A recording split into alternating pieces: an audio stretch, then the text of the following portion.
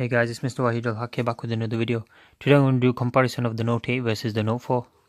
So as you can see already, big difference in appearance. This has a wide body range, long, whatever you want to call it.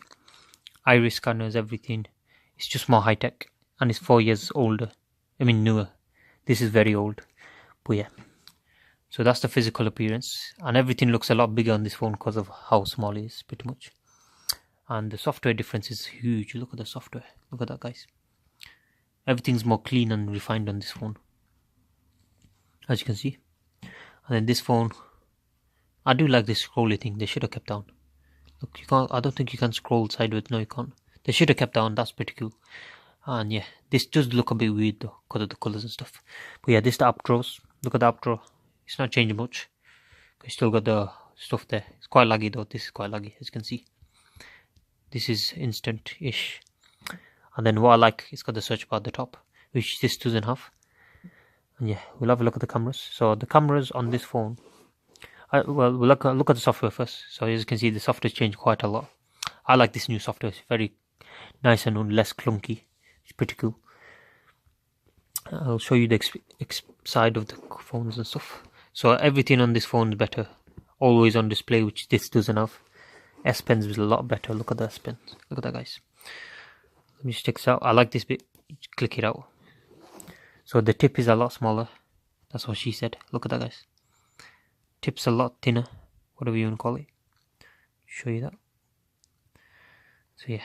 And then it just looks a lot miles better compared to the Note 4 one. So let's have a look at the back of the phone, which is where the cameras are. So as you can see, this has a fake leather, which I really like. I like this design. This also has a removable back, which I like as well. They should have kept that. Oh, and this has a IR blaster, so you can control TVs, air conditioning, whatever. That's a good feature as well that they got rid of. So there's a 16 megapixel camera, and then this one has two 12 megapixel camera. One of these 12 megapixel cameras alone is better than this phone, because what it is, it's dual pixel, so pretty much 24 megapixel, or whatever you want to call it, like that. There's the flash. It's a dual tone flash. This is just a regular flash, which is not that good, I guess. And this one's a lot brighter, to be honest. And we got the heart rate sensor, which is both. They're pretty much using the same technology still. And that's their new fingerprint sensor. I like it.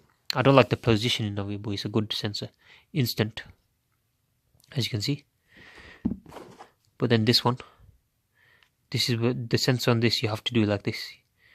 You can't just hold it. That's what I don't like. Oh, the S Pen. Okay, so basically you have to. Can you see how laggy it is? What the hell? So yeah, you have to swipe down. You can't hold it like an iPhone or the S. Basically in the Note 5 they fixed that. But yeah, before that they couldn't fix anything, which is pretty bad. And yeah, so the speaker placement on the Note 4 is at the back, which is, I prefer it on the back. This one's right at the bottom. So you basically, when you're watching something, it doesn't sound right because it's coming out of one end. If it was stereo speakers like the S9 has, that would have been alright. That's pretty cool. That sounds alright. This one, it was placed at the back, but because it's coming out the back, it sounded alright. It's coming out all this side, and it's a powerful speaker, to be honest. This speaker has a lot more bass though, I'll tell you that. So yeah, this has a headphone jack at the top, which is pretty cool. I like that. And micro USB.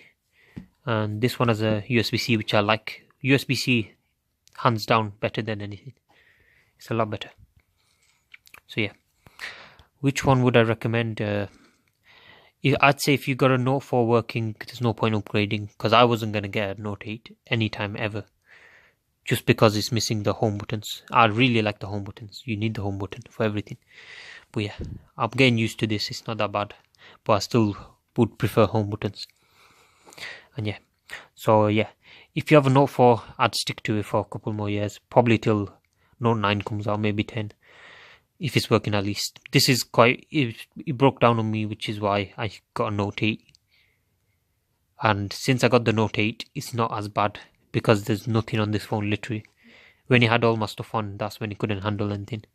Can you see, there's literally no apps. It's all stock apps, and they can do basic things apart from that. It's not good for anything else because it's broken.